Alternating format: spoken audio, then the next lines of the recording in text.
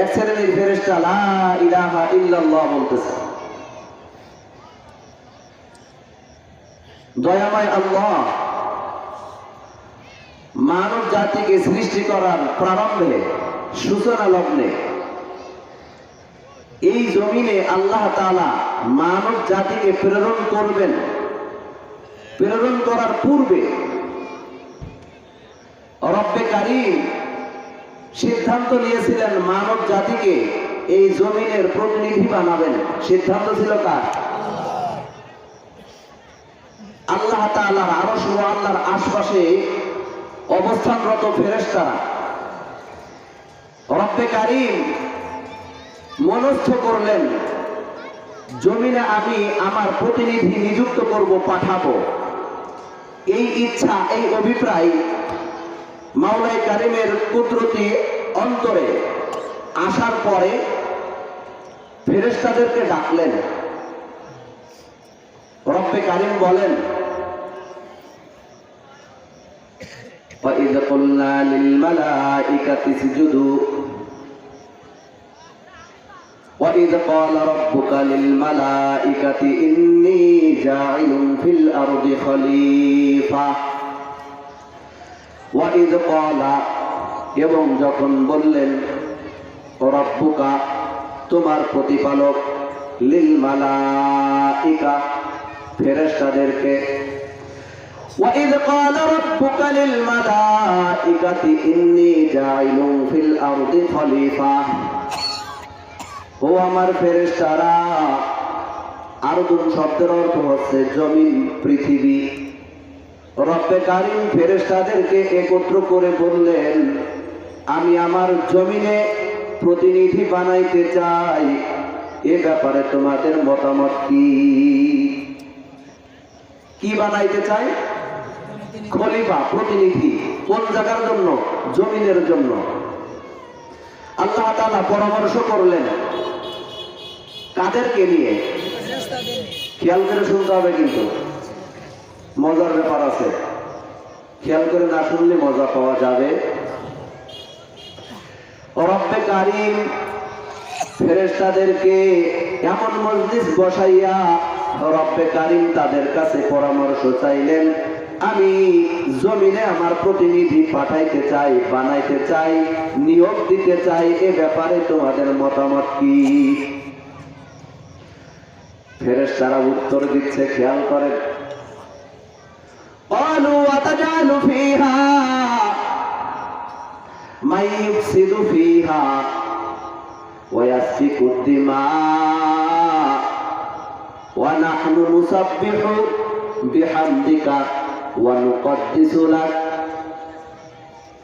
রব্বে কারীম ফেরেশতাদেরকে শুধু এতটুকু বললেন আমি আমার জমিনে খলিফা পাঠাইতে চাই, খলিফা প্রেরণ করতে চাই, অর্থাৎ মানুষ সৃষ্টি করে জমিনের প্রতিনিধিত্ব করাইতে চাই, এ ব্যাপারে তোমাদের মতামত কি? ক্বালু রব্বে কারীমের পরামর্শের উত্তর ফেরেশতারা দিতেছেন।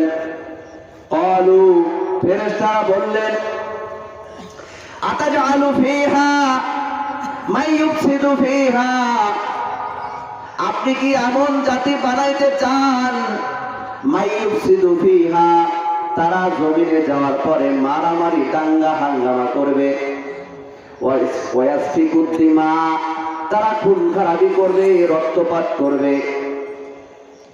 আতাজআলু ফীহা মান ইউফসিদু ফীহা ওয়া ইয়াসফিকুদ দিমা আপনি কি এমন জাতিকে, এমন প্রতিনিধিদেরকে দুনিয়াতে পাঠাইতে চান যারা দুনিয়ায় যাওয়ার পরে মারামারি করবে, খুন খারাপি করবে, রক্তপাত করবে?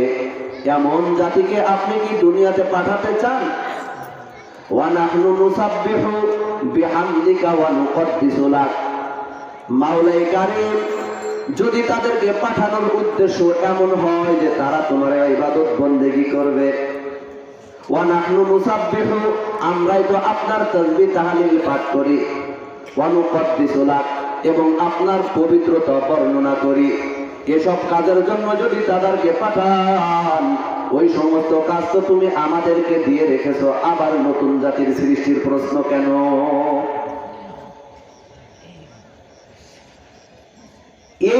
থেকে বোঝা যায় রব্বে কারিম জমিনে আমাদেরকে পাঠানোর ব্যাপারে স্বতঃস্ফূর্ত খুশি ছিল না।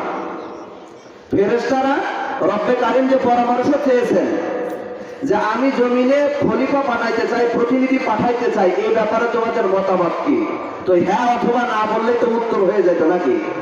ফেরেশতারা কিন্তু লম্বা একটা বাক্য বলেছেন, আতাজালু ফিহা মা ইউফসিদু ফিহা ওয়া ইয়াসফিকু দিমা।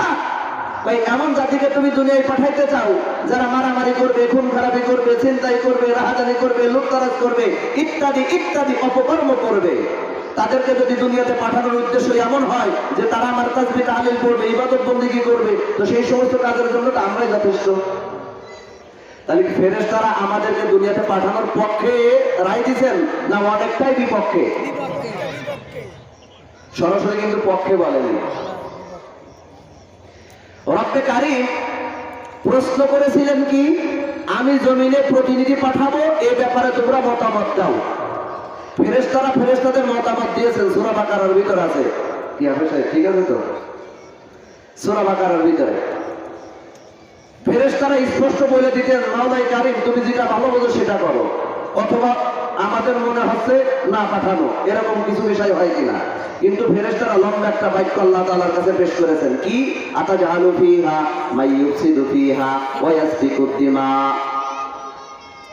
এরপর আবার বলতেছে ওয়া নাহনু নুসাব্বিহু বিহামদিকা ওয়া নুকদ্দিসু লাক। ওদেরকে আবার পাঠানোর দরকার কি? যদি এমন হয় যে তারা তোমার ইবাদত বন্দেগী করবে, তাসবিহ তাহলিল করবে, তা আমরাই তো এগুলোর জন্য যথেষ্ট। রব্বে কারিম ফেরেশতাদের লম্বা পরামর্শ শোনার পরে বললেন, ক্বালা ইন্নী আ'লামু মা লা তা'লামুন। আল্লাহু আকবার। রব্বে কারিম বললেন, ক্বালার ফাইল রব্বে কারিম আল্লাহ তাআলা বললেন, ইন্নী আ'লামু, নিশ্চয়ই আমি যা জানি, মা লা তা'লামুন, তোমরা তা জানো না। এই জমিনে তাফসীরের কিতাবের ভিতরে বর্ণনা করেছেন মুফাসসিরিনে কেরাম, এই জমিনে যখন এই মানুষ রূপের দেহগুলো খুন খারাপি, রক্তপাত, জিনা ব্যভিচারের মতো অশ্লীল অপকর্মে লিপ্ত হয়, ফেরেশতারা রব্বে কারিমকে রিপোর্ট করে, দয়াময় আল্লাহ তুমি মানব জাতি সৃষ্টি করার আগে আমাদেরকে প্রশ্ন করেছিলে, পরামর্শ চেয়েছিলে, দেখো তোমার বান্দারা ওই সমস্ত অপকর্মে, খুন খারাপি, ছিনতাই, রাহাজানি, জিনা ব্যভিচার, সুদ ঘুষের মতো অপকর্মে লিপ্ত হয়েছে। আল্লাহ গো তুমি এগুলো দেখো। দয়াময় আল্লাহর কুদরতি অন্তরে বড় ব্যথা। আল্লাহ যে আমাদেরকে কত দয়া করে মায়া করে সৃষ্টি করেছেন, দয়াময় আল্লাহ শুধু সৃষ্টি করেই ক্ষান্ত করেন নাই, শেষ করেন নাই। আপনার আমার জন্য যা কিছু দুনিয়াতে দরকার, যতটুকু দরকার ক্ষেত্র বিশেষ তার থেকে অনেক বেশি দান করেছেন।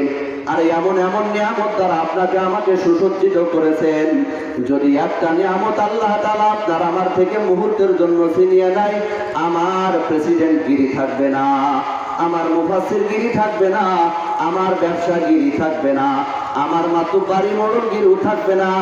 দিয়েছেন হায়াতকে। যদি আপনার আমার হায়াতকে আল্লাহ তাআলা ছিনিয়ে নেন, আমি আমার বলে কোনো বিষয় আর বাকি থাকবে কিনা? আমি যত বড় ক্ষমতার অধিকারী করি না কেন, রব্বে কারিম দয়া করে মায়া করে আপনাকে আমাকে যতদিন জীবিত রাখবেন, সুস্থ রাখবেন, ততদিন পর্যন্ত আপনার আমার বাহাদুরি এই জমিনে চলবে। যখন রব্বে কারিম দয়া করে মায়া করে আপনাকে আমাকে আবার মরণ নামক জিনিস ফিট করে দিবেন, অর্থাৎ আপনার আমার যখন মৃত্যু হয়ে যাবে, এই মৃত্যু লাশের দুনিয়াতে কোনো দাম আছে কিনা? পক্ষান্তরে বান্দা যখন ফেরেশতারা যে পরামর্শ দিয়েছিল, জিনা ব্যভিচার, ছিনতাই, রাহাজানি, খুন খারাপি, রক্তপাত ইত্যাদি কার্যকলাপ থেকে এই বান্দা, এই মানুষরা যখন ওগুলো পরিহার করে মাওলাই কারিমের কুদরতি কদমে সিজদা দেয়, ওয়াজ মাহফিলে আসে, কোরআন তেলাওয়াত করে, তা'মুরুনা বিল মারুফ, সৎ কাজের আদেশ করে, ওয়া তানহাউনা আনিল মুনকার, অসৎ কাজ থেকে মানুষ যখন বাধা প্রদান করে, রব্বে কারিমের কুদরতি অন্তরে বড় খুশি লেগে যায়। রব্বে কারিম কেমন যেন ওই ফেরেশতাদেরকে বুঝাইতে চান, ও ফেরেশতারা, জমিনে আমি খুবলি বাবা প্রতিনিধি বানাইতে চাইছিলাম, পাঠাইতে চাইছিলাম, তোমরা অনেক লম্বা যুক্তি দিয়েছিলে। দেখো দেখো আমার বান্দারা আজকে মসজিদে নামাজ পড়তে যায়, আমার বান্দা আমার জিকির আজগার করে, আমার বান্দা আমার কোরআন তেলাওয়াত করে, আমার বান্দা বান্দি কোরআন তেলাওয়াত শোনে, আমার বান্দা বান্দি কোরআনের বাণী শোনে। দেখো দেখো অমুক জায়গার অমুক স্থানে আমার বান্দারা আজকে কোরআনের তাফসীর শুনতেছি। মাওলাই কারিমের কুদরতি অন্তরে বড় খুশি লাগে। রব্বে কারিম আমাদেরকে অনেক দয়া করে মায়া করে সৃষ্টি করেছেন।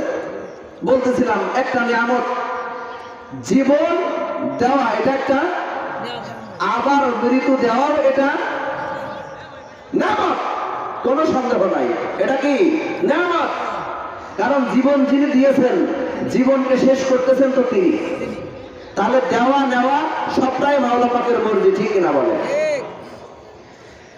আপনার আমার দেহের ভিতরে যে রক্ত আছে, রক্তের ভিতরে কি থাকে জানেন? রক্তের সাথে দেখি তো লাল, ওর ভিতরে পানি আছে। রক্ত পরীক্ষা করার সময় দেখেন না পানি আলাদা হয়ে যায়, রক্ত আলাদা হয়ে যায়, দেখছেন? তাহলে রক্তের ভিতরে কি থাকে? পানি থাকে। এই রক্ত আপনার আমার দেহে কে তৈরি করে দিয়েছেন? জোরে, আরো জোরে।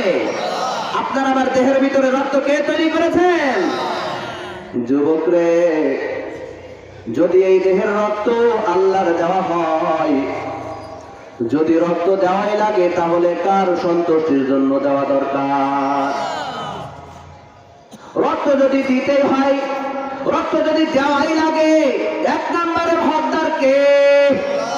যুবক, তুমি কার দেওয়া রক্ত কাকে দিতে চাও চিন্তা ভাবনা করে তোমার দেহের রক্ত দেওয়ার জন্য প্রস্তুত হও, নতুবা তোমার জন্য বড় দুঃসংবাদ।